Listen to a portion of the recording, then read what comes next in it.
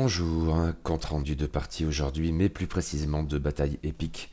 Parce que oui, après avoir chroniqué l'extension bataille épique et le kit de conversion pour les vaisseaux immenses, il était bien temps de tester tout ça. C'est ce que nous avons fait avec les camarades Seprecham et Albu dimanche dernier. Le scénario a été suggéré par Seprecham, récupération de cargaison, le sixième de l'extension. Il s'agit d'un chacun pour soi à 3 joueurs, mais sur un unique tapis de jeu, ce qui nous arrangeait pour des raisons purement matérielles. C'est par ailleurs un scénario inégal dans une optique plus ou moins narrative. Le défenseur aligne 500 points d'escadron, ah oui quand même, mais chacun des deux attaquants, qui ne sont donc pas des alliés, sauf peut-être de circonstance, et en attendant qu'un des deux poignarde l'autre dans le dos, chacun des deux attaquants donc n'a que 250 points d'escadron. Le même Seprecham m'a suggéré que je prenne le rôle du défenseur dans ce scénario. Les 500 points, c'était donc pour ma pomme, ce qui m'arrangeait, parce que je voulais tester et les patrouilles et les vaisseaux immenses, ce qu'un format à 250 points ne m'aurait pas permis. Nous avons également convenu que nous jouerions à un tant soit peu fluff, entendre par là avec des factions contemporaines dans l'univers étendu. Comme j'ai choisi, sans surprise, l'Empire Galactique de mon côté, parce que l'ordre et la sécurité c'est notre projet, cela laissait l'Alliance Rebelle et les Racailles et Scélérats pour les deux joueurs attaquants. Seprecham et Albus se sont mis d'accord, le premier jouerait les racailles et le second les rebelles, et ils auraient respectivement les statuts de deuxième et troisième joueur, ce qui a été tiré au dé avant la partie. Le scénario se joue donc sur un seul tapis de jeu, vite encombré pour le coup, avec classiquement 6 obstacles en dehors des zones de déploiement. Mais ces dernières sont très différentes du jeu standard. Le joueur 1, moi-même, en tant que défenseur, dispose d'une large zone qui s'étend à portée 3 et non 1 en avant, mais qui laisse cependant des couloirs de portée 1 à gauche et à droite. Le joueur 2, Seprecham, et le joueur 3, Albus, se déploient chacun dans des carrés de portée 3 dans les coins en haut à gauche et à droite du tapis. Toutefois, à la différence du défenseur, les attaquants ne déploient en fait pas tous leurs vaisseaux au premier tour. Le deuxième joueur choisit en effet jusqu'à la moitié des vaisseaux du troisième joueur, en l'espèce 2 vaisseaux, pour les placer en réserve. Puis le troisième joueur fait de même pour les vaisseaux du deuxième joueur, 2 là encore. Les vaisseaux mis en réserve débarquent avec la règle embuscade lors des phases de dénouement, n'importe où dans la zone de jeu au-delà de la portée 2 de tout vaisseau ennemi. C'est donc une règle assez ambiguë, comme on le verra en détaillant le scénario puis en rendant compte de la partie, mais dans le fond c'est plutôt un avantage. Les deux attaquants doivent bien peser leurs décisions car le fait de pouvoir placer ces vaisseaux en embuscade peu ou prou n'importe où est un atout marqué dans ce scénario déséquilibré, nous y reviendrons en rendant compte de la partie.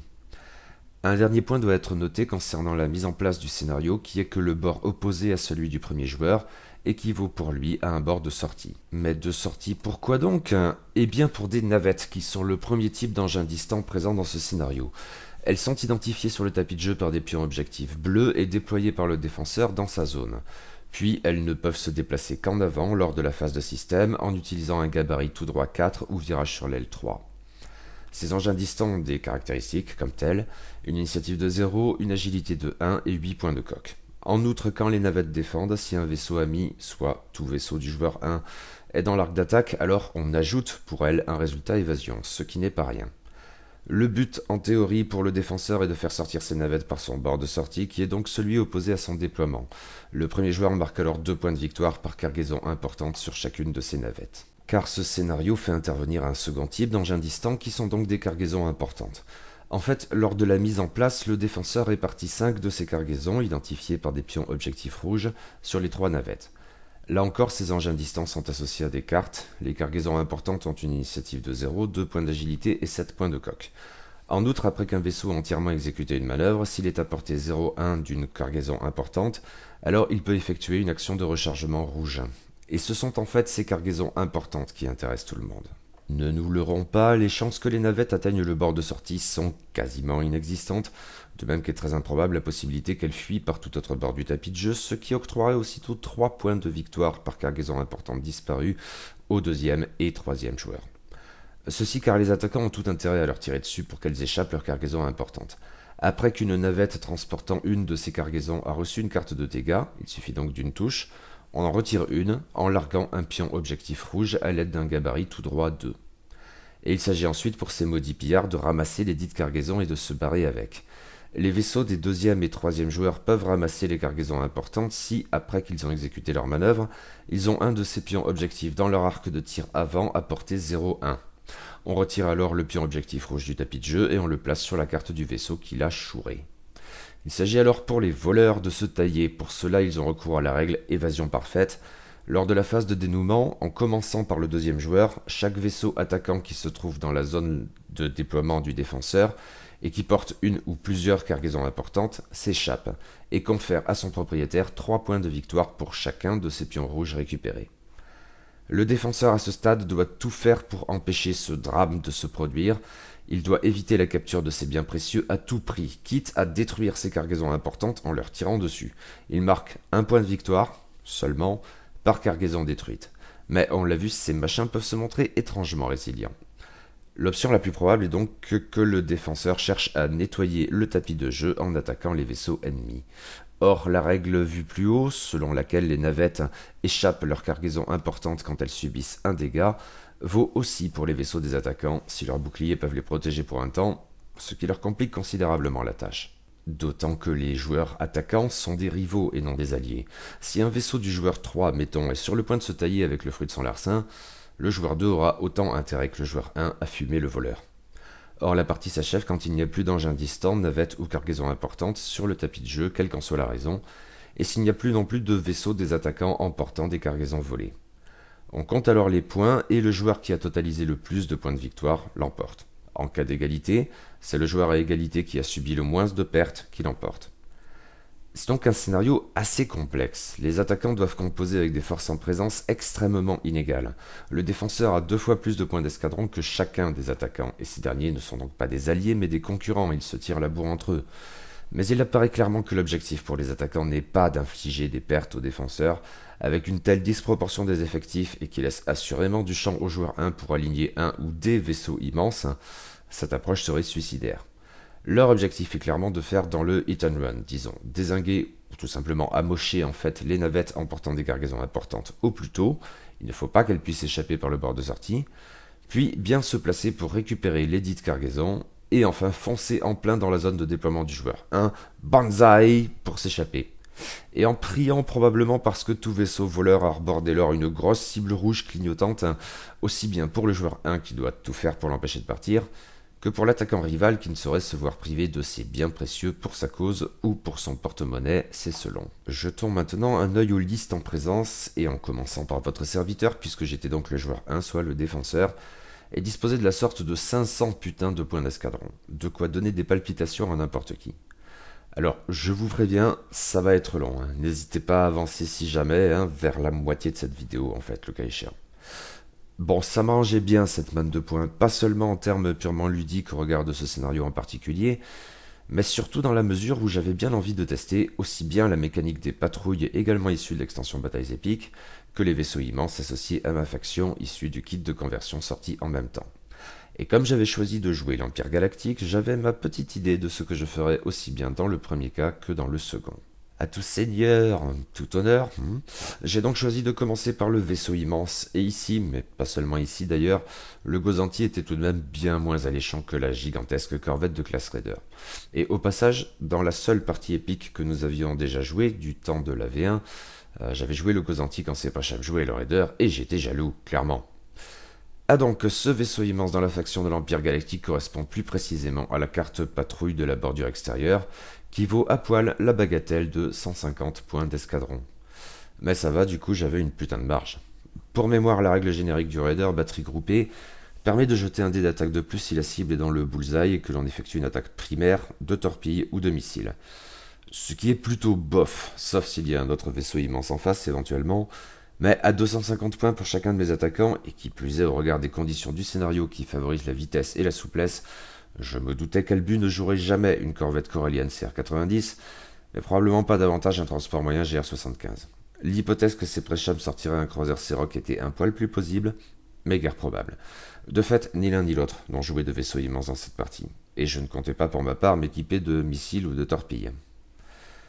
N'empêche, bonne chance dès lors à mes adversaires pour me fumer le Raider avec tous ses points de coque et boucliers et la régénération de 2 boucliers par tour. Mais ça n'était clairement pas du domaine du possible, ni même du souhaitable. Au regard de leurs objectifs dans ce scénario, ils ne devaient pas s'en prendre au Raider. Juste faire en sorte qu'ils ne les menacent pas trop. Et de fait, en cours de partie, autant le dire de suite, un atout non négligeable pour moi de la patrouille de la bordure extérieure ne résidait pas forcément dans sa puissance de feu, pourtant considérable, mais dans la bulle de pure terreur qu'il instaurait tout autour de lui. L'Empire, quoi. L'Empire. Et j'étais d'autant plus ravi de jouer cette faction, une des trois originelles, que cela me donnait accès à des titres pour mon vaisseau immense, des atouts marqués, et décidément je regrette que les nouvelles factions n'en bénéficient pas. Mon choix s'est sans surprise porté sur Impetuous, 4 points d'escadron, le titre qui m'avait le plus séduit dans ma chronique. Il était d'autant plus approprié ici que son défaut, la perte de 2 boucliers, ne me désavantageait clairement pas dans la perspective de ce scénario, là où le gain de 2 énergies m'autorisait à songer à des améliorations pompant à fond dedans. L'ajout d'un emplacement d'équipage ne m'était pas spécialement utile. En revanche, la règle voulant que, après avoir effectué une attaque, si le défenseur a été détruit, je puisse effectuer une action de concentration ou d'acquisition de cible, si. D'autant plus que je comptais bien m'équiper d'une guerre économe batterie turbo-laser, point d'accroche requérant l'acquisition de cible. Bah, puisqu'on y est, je pouvais m'équiper de 2 points d'accroche et mon premier choix a donc été la batterie turbo-laser, 15 points d'escadron. Comme tout point d'accroche, elle peut être mise hors ligne, mais je n'avais visiblement pas grand chose à craindre à cet égard. Elle procure une attaque bonus requérant donc une acquisition de cible. Cette attaque correspond à un arc de tir mobile simple, la carte fournit l'action de rotation. Elle a une portée 3 à 5, ce qui est fort loin, et fait jeter 3 dés rouges. Jusque-là, ok, sans plus. Et que cette attaque coûte 3 énergies, c'est très très cher, même avec Impetuous et la régénération de 2 charges par tour. Mais voici, si l'attaque touche, on ajoute 3 putains de résultats dégâts, ce qui est absolument terrible. Cette carte est certes compliquée à utiliser par son coût en énergie et par sa longue portée qui peut s'avérer problématique, d'autant plus si l'on prend en compte la nécessité d'une acquisition de cible. Il me fallait donc trouver comment bidouiller la chose pour la rendre plus régulièrement utilisable à la hauteur de son pouvoir de destruction. En même temps, mes adversaires m'environnaient de part à d'autre. Si je m'en tenais à la batterie turbo-laser, les vaisseaux ennemis pourraient paradoxalement trouver une certaine sécurité à se jeter dans l'œil du cyclone, dès l'instant du moins qu'ils ne se trouveraient pas dans mon arc entier avant, car c'est celui de mon attaque primaire. Il me fallait donc une autre option offensive à courte portée et couvrant si possible aussi bien ma gauche que ma droite. D'où le choix du second point d'accroche, une batterie défensive, 10 points d'escadron. Même chose en ce qui concerne la mise hors ligne que pour la batterie turbo-laser. Mais autrement, on joue dans une toute autre catégorie, si pas moins redoutable, car cette carte offre potentiellement 4 attaques bonus, à 2 dés rouges seulement et à portée 1 à 2 seulement, mais je m'en arrangerai plus loin. Qu'importe, ça fait le ménage. Et comme l'arc de tir mobile de ces attaques est double, je pouvais effectivement couvrir mes flancs gauche et droit en même temps, couvrir l'avant avec mon arc de tir entier de proue, et pivoter fonction des circonstances ma batterie turbo-laser pour du tir à longue portée. Ouch. Maintenant, ces 2 points d'accroche consomment énormément d'énergie. 3 pour un seul tir de batterie turbo-laser, plus 4 si l'on balance toutes les attaques de la batterie défensive. C'est énorme en fait, cela suffit à dépasser la capacité normale du raider, même si avec Impetuous j'avais juste un peu de rab. Et ceci sans prendre en compte les autres dépenses d'énergie, dues au stress ou à l'utilisation éventuellement d'autres améliorations. La régénération de 2 énergies par tour, clairement, n'y suffirait pas.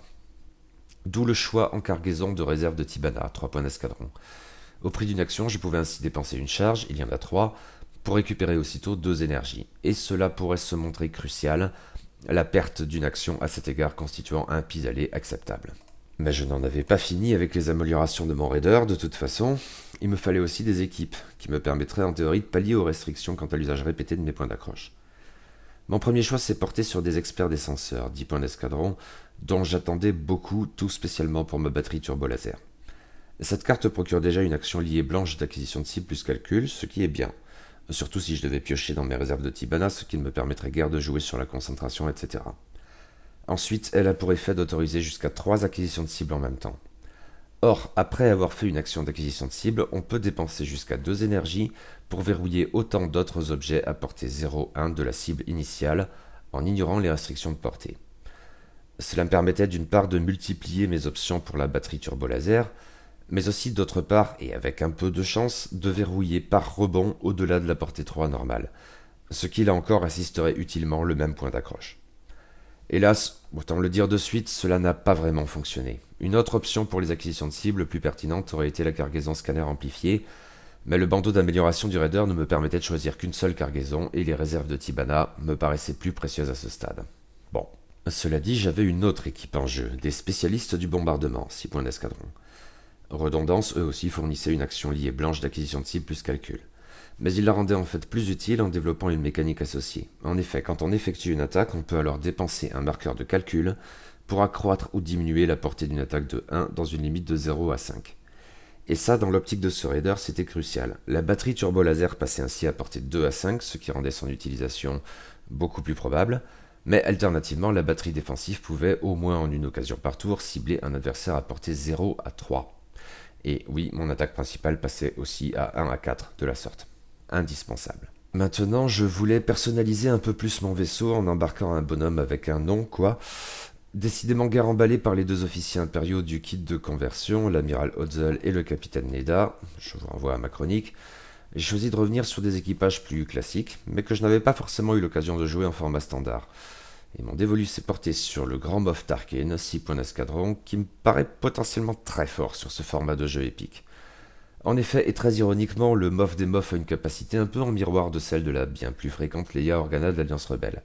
Il dispose de 2 charges à récurrence d'une par tour. Lors de la phase de système, on peut dépenser ces 2 charges. Corollaire, il ne peut agir de la sorte qu'un tour sur 2 au mieux. Dès lors, chaque vaisseau allié peut, sans condition de portée, acquérir un verrouillage sur un vaisseau ennemi verrouillé par mon raider.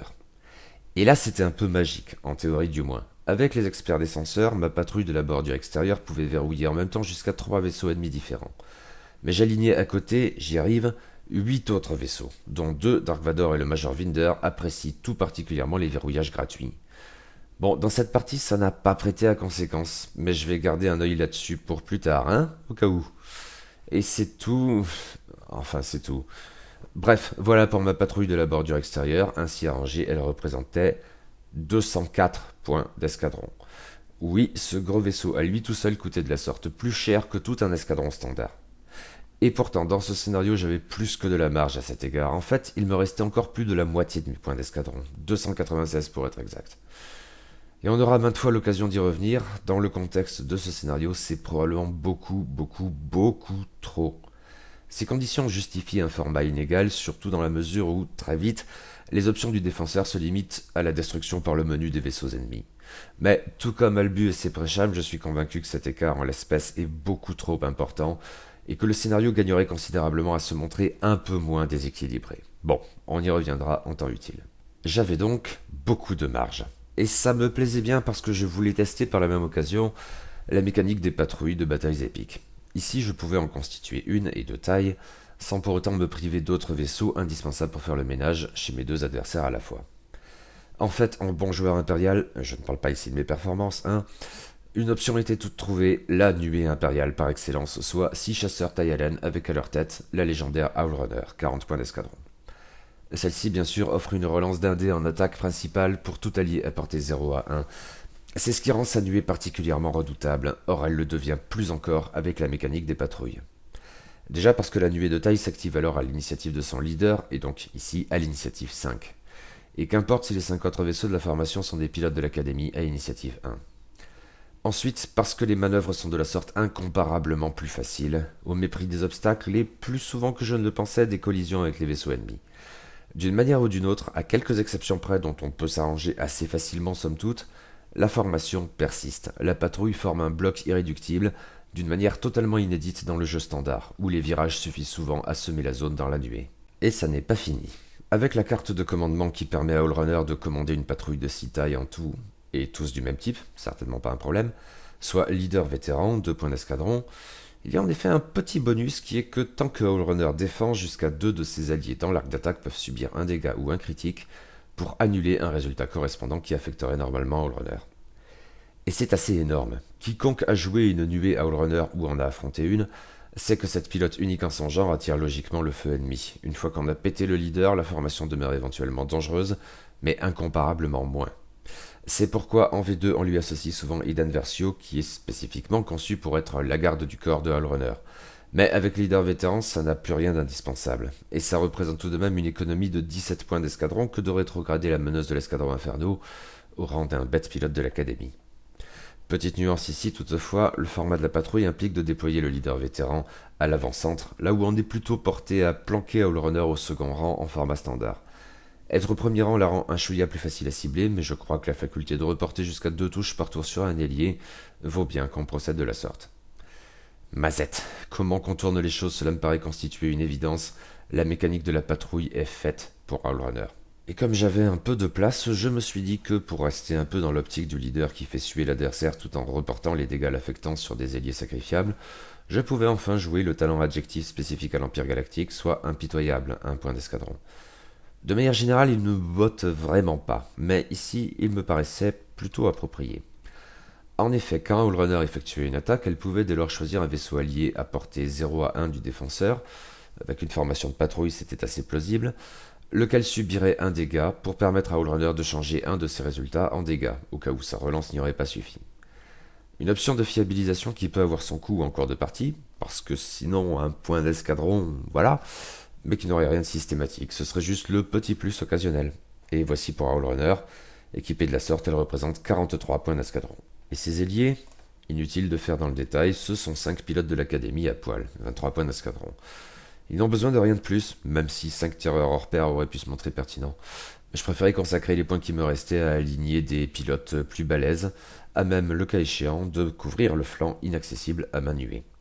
Laquelle représente en tout 158 points d'escadron, ce qui est beaucoup vu de loin, mais pas si cher payé quand on compare avec une nuée Owl Runner habituelle, a fortiori donc si elle comprend Iden Versio. Mais je voulais donc jouer au moins 2 vaisseaux supplémentaires, probablement des As ou quelque chose d'approchant, car mon raider émanué serait quelque peu monolithique. Encore que moins qu'on pourrait le croire, votre serviteur inclus, le compte-rendu de partie en témoignera. Il me faudrait donc couvrir de multiples flancs pour qu'aucun voleur ne puisse passer entre les mailles de mon filet. C'est la partie de cette liste qui m'a demandé le plus de temps de réflexion, et pourtant j'en suis arrivé à quelque chose d'assez évident au fond, car je l'avais en gros déjà joué à quelques petites modifications près, en l'espèce lors de l'Open de Paris 2019. Mon vaisseau suivant serait donc, quitte à faire dans le All Stars après le Grand Moff Tarkin et Owl Runner, Dark Vador himself à bord de son TIE Advance X1, 67 points d'escadron. Tous les TIE Advance X1 bénéficient de la même capacité générique, ordinateur de visée avancé. Tant qu'il effectue une attaque principale contre un ennemi qu'il a verrouillé, Vador Uné lance un dé d'attaque supplémentaire, rappelons qu'il n'en a que 2 à la base, mais cette capacité fait qu'il en aura en principe 3 le plus souvent, et en outre, comme s'il tirait avec des torpilles à protons, en fait, il change alors un dégât en critique. En outre, Dark Vador est un utilisateur de la force, sans déconner, disposant d'une réserve de 3 marqueurs. Et une de leurs utilisations potentielles découle de ses capacités spéciales. Après avoir effectué une action, il peut dépenser un marqueur de force pour effectuer une autre action. Comme ça, tranquillou bilou. En tant qu'utilisateur de la force et adepte du côté obscur, Dark Vador, d'autant qu'il a une réserve étendue de 3 marqueurs de force donc, a toujours tout intérêt à s'équiper du pouvoir de la force N, 3 points d'escadron. Dès lors, après avoir subi un ou plusieurs dégâts, il récupère autant de marqueurs de force. Et c'est toujours bien. Mais ensuite, petite variation. Lors de l'Open de Paris, j'avais classiquement joué d'une option classique sur Vador, à savoir le système de commande de tir.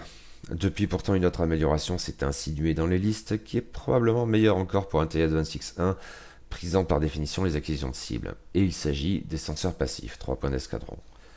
Ce senseur dispose d'une charge récurrente. Il procure une action qui consiste en fait à dépenser cette charge. Cette action ne peut s'effectuer que lors de l'étape effectuer une action du vaisseau, entendant par là qu'elle ne peut pas être déclenchée par un autre effet de jeu comme, mettons, une coordination. D'ailleurs, la carte précise également qu'un vaisseau dont la charge de senseur passif est inactive ne peut pas être coordonné. Cela dit, cela n'affecte pas la possibilité pour Vador de faire plusieurs actions dans un même tour en dépensant de la force, et ce à 2 moments différents. Celui classique de la phase d'activation, mais aussi celui découlant des senseurs passifs, qui a lieu au moment où il s'engage. En effet, quand c'est au tour du vaisseau de s'engager, si sa charge est inactive, il peut choisir d'effectuer soit une action de calcul, soit une action d'acquisition de cible. Et Vador peut donc enchaîner par exemple sur un tonneau ou une concentration. C'est l'atout essentiel de cette carte, retarder le verrouillage jusqu'au dernier moment pour l'effectuer avec une information parfaite, mais dans le cas de Vador, avec son économie d'action très particulière, c'est que du bonheur. Ce qui n'était pas forcément si évident à la base. Pour moi du moins. Avec un As à initiative 6 comme Vador, je trouvais ce retardement un peu redondant, mais le test depuis en face comme chez moi m'a bien fait réaliser que j'avais tort. Ce n'est pas la première fois, ce sera pas la dernière. Oui, Vador Uné avec des senseurs passifs est encore plus redoutable. Et équipé de la sorte, Dark Vador représente en tout 73 points d'escadron. Me restait pile poil la place pour lui associer son ailier dans ma liste de l'Open de Paris. En fait, plus généralement, c'est la base de l'archétype de liste dit Hatchetman, ce dont je n'avais pas idée alors. Mon vaisseau suivant serait donc un Starwing de classe Alpha, piloté par le redoutable Major Winder, 41 points d'escadron. Sa capacité spéciale cruciale stipule que quand il défend, s'il est désarmé, c'est-à-dire s'il a un ou plusieurs marqueurs de désarmement, alors il jette un dé de défense supplémentaire, ce qui le fait passer à 3 dés verts, une agilité incongrue pour un vaisseau de ce type. Ce qu'il faut comprendre du coup, c'est que pour le Major Winder, le fait d'être désarmé constitue en fait un atout. Ceci notamment du fait de sa configuration gratuite déterminante, l'arsenal OS1 embarqué, qui fait que sous condition, un marqueur de désarmement ne l'empêche pas d'attaquer. Plus précisément, le Major Winder, s'il a un marqueur de désarmement, mais un seul cette fois, on ne peut pas les cumuler comme pour ses capacités spéciales, peut toujours effectuer des attaques de torpilles ou de missiles contre des cibles qu'il a verrouillées, mais il ne peut alors pas dépenser son acquisition de cible lors de cette attaque. C'est forcément plus contraignant qu'une attaque normale et votre adversaire peut en jouer, sachant très bien quelle est votre cible du coup. Mais faut voir les armes en jeu. D'autant que l'arsenal OS embarqué a un dernier effet, il ajoute au vaisseau un emplacement de torpilles et un autre de missiles, il en a donc 2 de chaque. Je me suis concentré sur les torpilles pour ma part, et je ne me suis pas montré très original pour les premières d'entre elles. Il s'agissait forcément des redoutables torpilles à protons, 13 points d'escadron. Vous les connaissez, hein. Mais pour mémoire, il s'agit d'une attaque à 4 dés rouges dans l'arc avant, à portée 2 à 3 sans modificateur. L'attaque nécessite une acquisition de cible, et la dépense d'une charge, il y en a 2. Elle permet en outre de changer un résultat dégâts en un résultat critique. Ces torpilles sont très cool, mais dans l'optique de cette liste, elles présentent un petit souci, leur portée 2 à 3. Si le Major Winder a pris un marqueur de désarmement, et il a donc tout intérêt à le faire, et s'il n'est équipé que de ces torpilles, votre adversaire pourrait assez aisément éviter ses attaques en faisant en sorte de se trouver à portée 1 de lui. Un truc du même genre qui est commun quand on est opposé à un cargo léger YT 2400 par exemple. Il me fallait donc une attaque à portée 1 au cas où, et c'était tout vu. Pour mes deuxièmes torpilles, j'ai choisi des torpilles à protons avancés, 6 points d'escadron. Il s'agit d'une attaque à 5 des rouges cette fois dans l'arc avant et uniquement à portée 1, pas de redondance donc. Là encore, l'attaque nécessite une acquisition de cible et la dépense d'une charge, mais il n'y en a qu'une seule sur la carte. Enfin, comme les torpilles à protons avancées permettent en outre de changer un résultat dégâts en un résultat critique. Avoir au moins 2 armes de ce type est très important, et pas seulement parce qu'elles constitueront en principe l'essentiel et même idéalement l'intégralité de vos attaques. En effet, le Major Winder a donc tout intérêt à avoir un marqueur de désarmement, et son action à cet effet sera souvent de recharger l'une ou l'autre de ses torpilles. Encore faut-il avoir quelque chose à recharger. En début de partie notamment, ça pourrait être compliqué. Mais heureusement, le Starwing de classe Alpha a un autre et très précieux tour dans son sac pour pallier ce problème.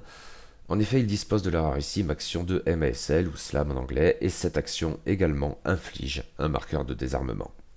Elle peut toutefois s'avérer problématique car elle a ses règles propres visant à en contraindre le très puissant effet en faisant gros l'action principale du tour. On ne peut pas faire un MASL via coordination ou utiliser un effet pour faire une action puis un MASL, ce genre de choses. Ce qui, je suppose, prohibe l'usage parallèle de senseurs passifs cette fois. Cependant, il existe une carte qui permet de contourner aisément cette difficulté, alors autant en profiter, hein. La modification MASL avancée, 3 points d'escadron, a pour effet que, après avoir entièrement effectué la manœuvre découlant d'une action de MASL, le vaisseau peut effectuer n'importe quelle action blanche de sa barre d'action en la considérant comme rouge. Or, toutes les actions natives du Starwing de classe Alpha sont blanches, ce qui laisse donc la possibilité, essentiellement, de se concentrer ou de faire une acquisition de cible. On évitera dans la mesure du possible d'associer un MASL à un rechargement, car cela empêcherait de tirer. Mais pour le coup, une concentration ou une acquisition de cible, alternative éventuellement, peuvent se montrer déterminantes. Il faut d'ailleurs noter ici que le cadran de manœuvre du Starwing de classe Alpha ne comprend que très peu de manœuvres rouges, une seule en fait, le 4 tout droit. C'est problématique au sens où il ne dispose pas de manœuvre de retournement, mais il bénéficie de manœuvres bleues qui peuvent aider à virer un stress éventuel, et en jouant justement sur le MASL, il peut réaliser des déplacements amples, assez inattendus et sans trop de contraintes. Reste une dernière amélioration qui coule de source. On l'a vu, l'arsenal OS1 embarqué précise que le Starwing de classe Alpha, s'il a un et un seul marqueur de désarmement, ne peut attaquer que les cibles qu'il a verrouillées. De toute façon, avec les torpilles, le verrouillage est nécessaire, et qu'il ne peut alors pas dépenser son acquisition de cible lors de cette attaque. On a dès lors tout intérêt à s'équiper du senseur système de commande de tir, 2 points d'escadron. Dès lors, tant que l'on effectue une attaque contre un ennemi verrouillé, on peut relancer un dé d'attaque à la condition, qui est la même que pour l'arsenal OS1 embarqué, de ne pas dépenser son acquisition de cible lors de cette attaque. Parfait. Et voilà pour le Major Winder, qui est chargé, mais raisonnablement je crois, et représente en tout 65 points d'escadron. Ce qui nous fait une liste à 500 points d'escadron tout rond. Oui, je suis d'accord avec vous, parce qu'il y a autant de points et 9 vaisseaux en tout, même avec un machin immense à plus de 200 points dans le tas, la présentation de cette liste a été tout bonnement interminable, et c'est donc un problème, on aura amplement l'occasion d'y revenir. Quoi qu'il en soit, je vous affiche en ce moment même le résumé de cette liste. Cela ira bien plus vite pour les listes de mes adversaires, puisqu'ils avaient donc tous deux une limite à 250 points d'escadron. En outre, si je vais évoquer tous les vaisseaux et leurs améliorations, je ne vais pas rentrer systématiquement dans le détail de leur intérêt stratégique, mais plutôt en donner les grandes lignes. Commençons par Presham, qui jouait donc les Rakai et Scélérats. Il jouait une liste à 4 vaisseaux, 4 petits socles. Il y avait un seul pilote nommé qui était la pirate Drea Rental, 49 points d'escadron, à bord de son Y-Wing BTL A4. Et il faut dire qu'elle fonctionne bien avec les autres pilotes non limités. En guise d'astromech, elle embarquait Genius, 2 points d'escadron, ce qui multipliait ses options pour larguer des bombes à protons, 5 points d'escadron. Autrement, qui dit Y-Wing dit tourelle, et nous avions donc une tourelle dorsale, 3 points d'escadron, associée classiquement à un artilleur de tourelle vétéran, 8 points d'escadron, permettant à Drea de tirer 2 fois par tour en gros. Et elle avait enfin le talent adresse au tir, 1 point d'escadron. Drea Rental représentait en tout 68 points d'escadron. Puis il y avait 3 autres vaisseaux non limités. Tout d'abord un second Y-Wing BTL A4 qui était un Soudar, 33 points d'escadron. Il embarquait un autre astromech nommé qui était le chelou R5TK, 0, dont l'intérêt m'échappe toujours, hein, j'ai dû rater un truc. En lieu et place de bombes à protons, le Soudar embarquait des mines de proximité, 6 points d'escadron. Le reste était similaire à la configuration de Drea Rental. Une tourelle dorsale, 3 points, un artilleur de tourelle vétéran, 8 points, et le talent adresse au tir, 1 point, pour 51 points d'escadron en tout. Presham avait sans doute tout intérêt à aligner ensuite des vaisseaux plus agiles, qui seraient peut-être plus à même de jouer au voleur en esquivant mes tirs. Il s'est décidé pour 2 plateformes d'attaque de classe Star Viper, plus précisément 2 assassins du Soleil Noir, 48 points d'escadron, avec leurs tonneaux bizarres, etc. Tous deux étaient équipés exactement de la même manière. On retrouvait ici le talent adresse au tir, 1 point d'escadron, mais ils avaient ensuite des torpilles à protons, 13 points d'escadron, histoire d'avoir un peu plus de peps, et des senseurs passifs, 3 points d'escadron, parce que c'est très balèze, on l'a vu. Chacun de ces assassins du Soleil Noir représentait ainsi 65 points d'escadron, et ensemble ils faisaient donc 130 points d'escadron. Pour une liste à 249 points d'escadron en tout, dont je vous affiche en ce moment même le résumé. Reste à envisager la liste d'Albu, qui jouait donc l'Alliance Rebelle. En guise de meneur, nous avions la légende de Luke Skywalker, 62 points d'escadron, à bord de son X-Wing T-65. Outre, bien sûr, la configuration gratuite servomoteur S-Foils, Luke, quitte à jouer Fluff, embarquait en guise d'astromech son fidèle compagnon R2D2, 5 points d'escadron. Autrement, il se contentait de torpilles à protons, 13 points d'escadron. Luke Skywalker ainsi conçu représentait en tout 80 points d'escadron. Puis Albu jouait un vaisseau de soutien, un U-Wing UT-60D, plus précisément un éclaireur de l'escadron bleu, 43 points d'escadron. Outre là encore la configuration gratuite El Pivot, ce U-Wing avait sans surprise essentiellement pour objet de convoyer la frangine, l'immense Leia Organa, 6 points d'escadron. Et tant qu'à faire, dans le soutien, elle était secondée par un officier tactique, 6 points d'escadron. L'éclaireur de l'escadron bleu représentait de la sorte 55 points d'escadron, seulement, aurais-je envie de dire, en tout. Après quoi, Albu jouait 2 Brutas génériques conçus exactement de la même manière, 2 B-Wing ASF-01 qui étaient 2 pilotes de l'escadron bleu, 41 points d'escadron, ce qui allait bien avec le vaisseau de soutien, tiens. Ils étaient tous deux équipés de torpilles à protons, 13 points, et de senseurs passifs, 3 points, décidément, mais aussi, ça ne mangeait pas de pain, 2 rayons de brouillage gratuits. Chacun représentait donc 57 points d'escadron, et ensemble 114 points d'escadron. La liste entière faisait ainsi 249 points d'escadron, comme celle de Presham, et je vous en affiche en ce moment même le résumé. Et on pèse bien du coup le fossé qui sépare les effectifs des attaquants, rivaux entre eux, rappelons-le, de ceux du défenseur. Et oui, il y a probablement un problème ici. Bon, passons au rapport de bataille, on reviendra là-dessus en conclusion. La mise en place a pris du temps. Nous avons commencé par placer les obstacles dans les couloirs assez étroits, finalement séparant les 3 zones de déploiement. A noter, pour ce qu'on en a compris, la classique limitation visant à placer les obstacles au-delà de la portée 2 de tout bord du tapis de jeu ne semblait pas s'appliquer ici, d'où notamment ce gros astéroïde placé tout à gauche sur le bord du tapis. Il nous a aussi fallu déterminer quel vaisseau des attaquants serait placé en réserve, en vertu de la règle spéciale d'embuscade. C'était une décision très importante. Presham a finalement décidé que Luke Skywalker et le U-Wing d'Albu resteraient pour l'heure en réserve. Puis Albu a sélectionné les 2 Y-Wing de Presham pour être absents du tapis de jeu au premier tour. Parce que je disposais d'un vaisseau immense, il me fallait le placer en premier. J'ai sans surprise posé mon raider en plein milieu de ma zone de déploiement, faisant face au bord de sortie.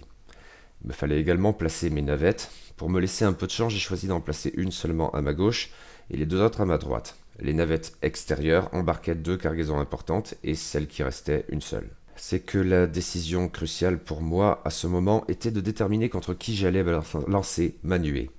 Ce qui ne me laisserait que Dark Vador et Vinder pour traiter avec l'autre attaquant, du moins dans un premier temps. Les choix des vaisseaux placés en réserve ont été déterminants ici. Les assassins du Soleil Noir de Seprecham étaient clairement plus agiles que les B-Wing d'Albu, mais j'ai supposé qu'ils seraient les plus à même de pâtir des arcs de tir étendus de ma nuée d'une part, des attaques moins fortes mais avec une saturation appréciable, et du Raider d'autre part. J'ai donc placé Owlrunner et sa patrouille à ma gauche. Je faisais le pari que mon Raider saurait pour l'essentiel s'occuper des Y-Wing quand ils arriveraient de la réserve. Avec ma batterie défensive, je pourrais en même temps couvrir l'autre arc latéral pour m'en prendre aux vaisseaux rebelles en embuscade.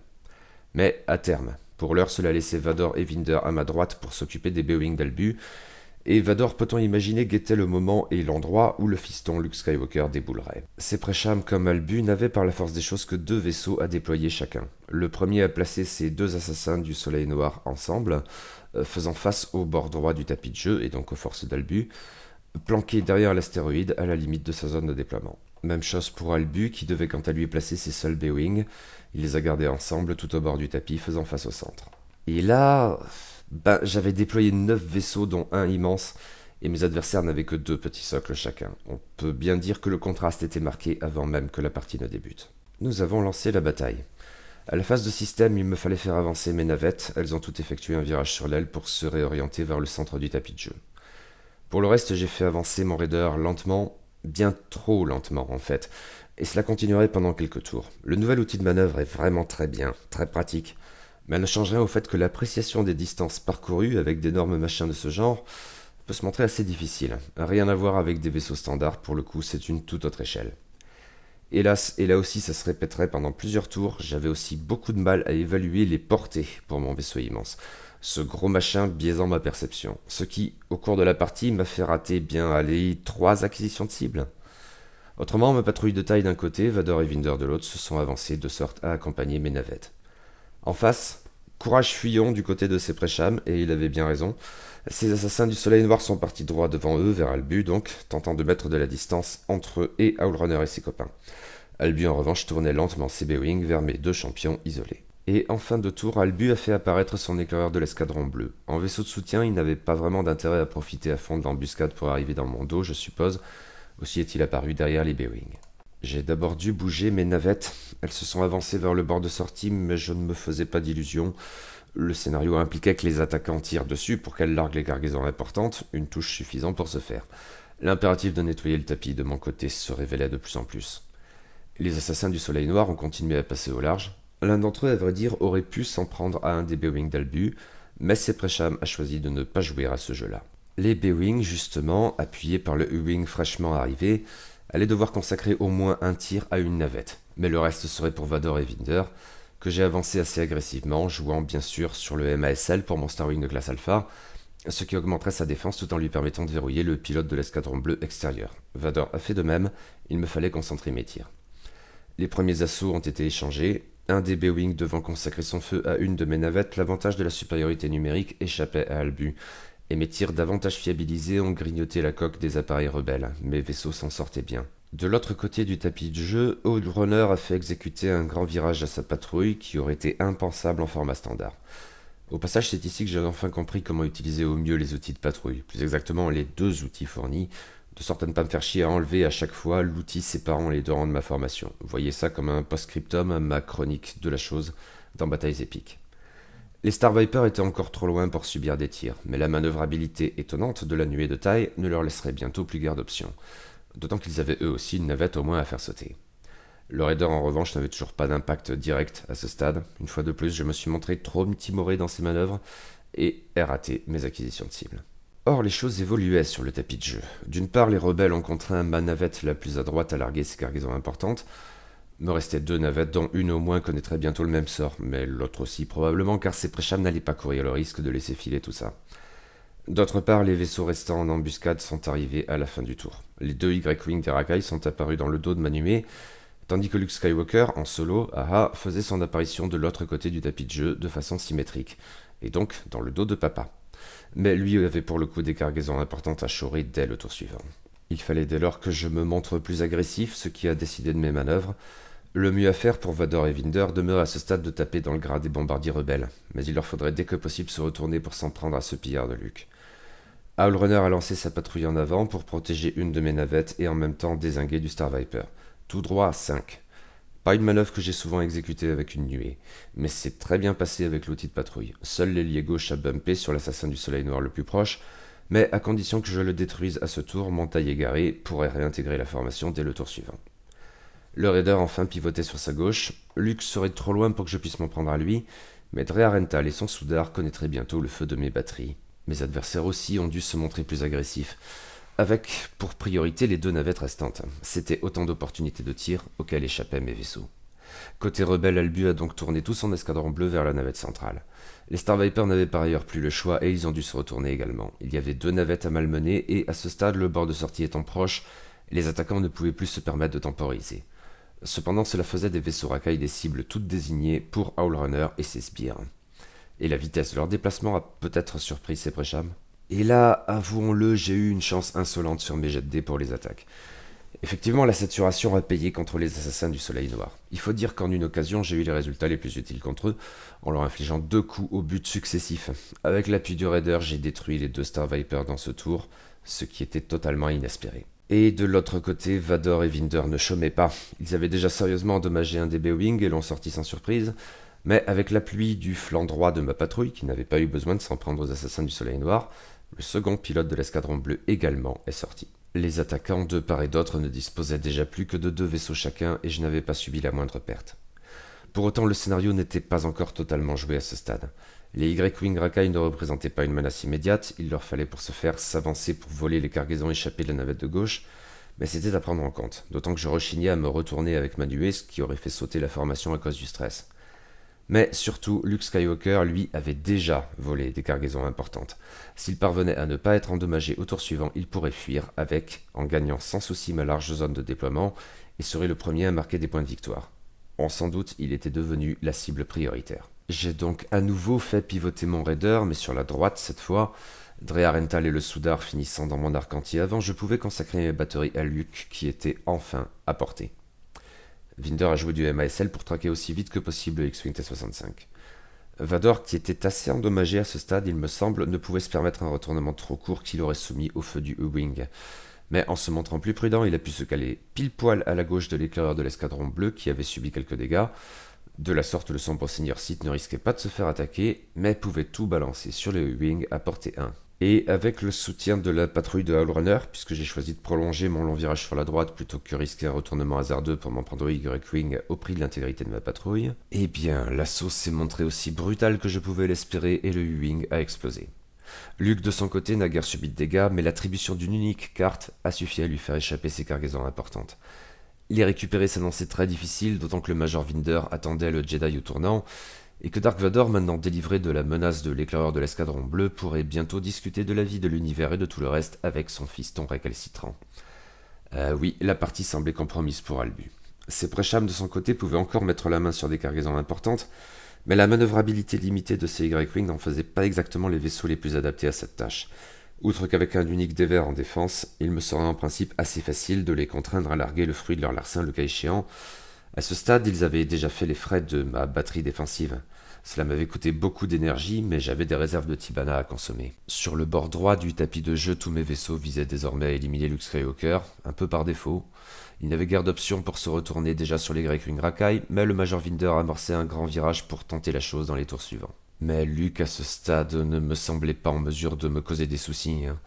Il ne pourrait très éventuellement ramasser une cargaison importante que dans 2 tours au mieux, et il paraissait incertain qu'il survive jusque-là. Les Y-Wing racailles n'étaient pas forcément dans une meilleure posture, et ce, même si seul le raider pouvait s'en prendre à eux.